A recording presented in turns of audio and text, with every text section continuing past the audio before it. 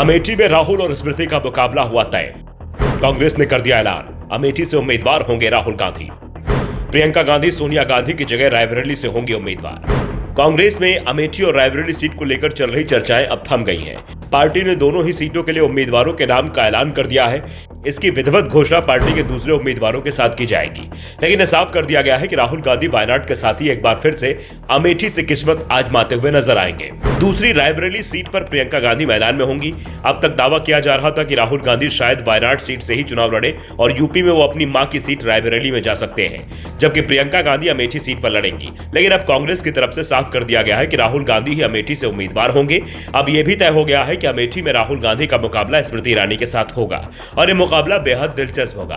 अब तक दोनों नेता एक एक बार आपस में भिड़ चुके हैं, जिसमें दोनों को एक एक बार जीत मिली है और एक एक बार हार मिली है।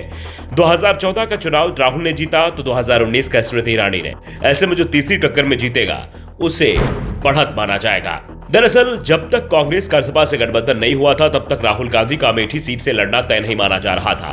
लेकिन जैसे ही सपा के साथ सीटों के बंटवारे का ऐलान हुआ, उसके बाद से ही कांग्रेस ने अमेठी और रायबरेली सीट को लेकर रणनीति तैयार करनी शुरू कर दी। नई दिल्ली में हुई अहम बैठक के बाद लौटे कांग्रेस के अमेठी के जिला अध्यक्ष प्रदीप सिंघल ने बुधवार को बताया कि राहुल गांधी अमेठी से कांग्रेस उम्मीदवार होंगे, जिसकी घोषणा शीघ्र हो जाएगी।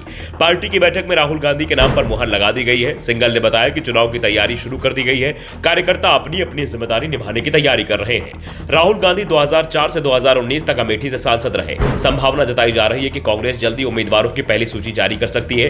बीजेपी ने बीते शनिवार को ही 195 नामों की पहली लिस्ट जारी कर दी थी।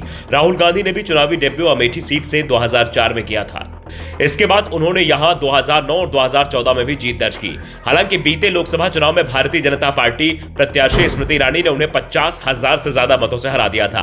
भारतीय जनता पार्टी ने बीते शनिवार को 195 उम्मीदवारों की पहली लिस्ट जारी कर दी है। इसमें अमेठी का नाम भी शामिल है, जहां से बीजेपी ने एक बार फिर केंद्रीय मंत्री स्मृति ईरानी को मौका दिया है।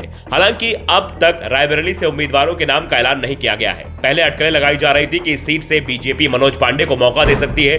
फिलहाल इसे लेकर आधिकारिक तौर पर कुछ नहीं कहा गया है। साल 2004 से ही रायबरेली सीट पर कांग्रेस की पूर्व राष्ट्रीय अध्यक्ष सोनिया गांधी जीत दर्ज करती आ रही हैं। 2019 में उत्तर प्रदेश की 80 सीटों में से एक कांग्रेस की एकमात्र सांसद थी।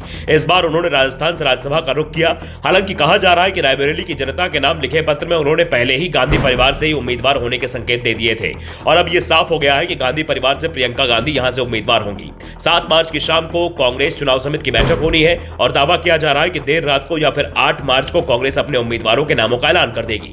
कांग्रेस की पहली सूची में 150 उम्मीदवारों के नाम हो सकते हैं, जिन राज्यों में कांग्रेस अकेले चुनाव लड़ेगी या जहां सहयोगी के साथ सीटों का बंटवारा हो चुका है। सबसे पहले पार्टी उन राज्यों में उम्मीदवार घोषित करेगी और बाद में गठबंधन में सीट बंटवारा पूरा होने के बाद उन राज्यों में उम्मीदवार उतारे जाएंगे जहां सीटों को लेकर अभी भी पेच फंसा हुआ है।